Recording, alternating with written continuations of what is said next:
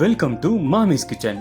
இன்னைக்கு நாம மாமிஸ் சன்னா மசாலாவை பயன்படுத்தி சூப்பரான ரெஸ்டாரண்ட் ஸ்டைல் சன்னா மசாலா எப்படி பண்ணலான்றத பார்க்க போறோம். தேவையான பொருட்கள்: மாமிஸ் சன்னா மசாலா 2 தேக்கரண்டி, வெங்காயம் 30 கிராம், அரைத்த தக்காளி 50 கிராம், உப்பு தேவையான அளவு, எண்ணெய் 20 மில்லி லிட்டர், இஞ்சி பூண்டு விழுது 20 கிராம், கொத்தமல்லி 3 கிராம், கொண்டைக்கடலை 300 கிராம், பட்டை அரை கிராம், ஏலக்காய் 1 கிராம், பிரியாணி இலை அரை கிராம். இப்போ செய்முறைக்குள்ள போயிடலாம். முன்தினம் ஊற வச்ச கொண்டைக்கடலைய குக்கர்ல கொஞ்சம் உப்பு சேர்த்து தனியா வேக வச்சு எடுத்து வச்சுக்கலாம்.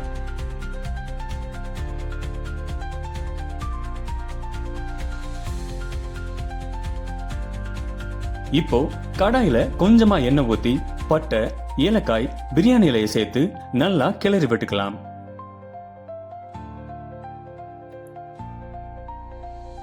இது கூடவே வெங்காயத்தையும் சேர்த்து நல்லா வதக்கி விட்டுறலாம்.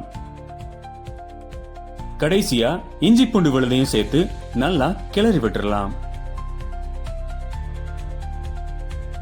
இப்போ அரைச்சு வச்ச தக்காளியையும் அதுக்கு அப்புறமா மாமிஸ் சன்னா மசாலாவையும் சேர்த்து தேவைக்கு தண்ணீரை சேர்த்து நல்லா கொதிக்க விட்டுறலாம்.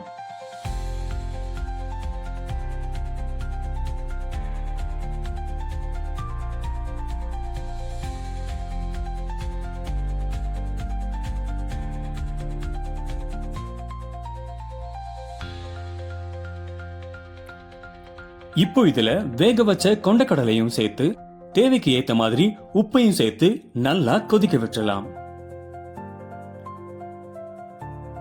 நல்லா கொதிச்சதுக்கு அப்புறமா கொஞ்சமா கொத்தமல்லி தூவி இறக்கினா restaurant style chana masala ready ஆயாச்சு.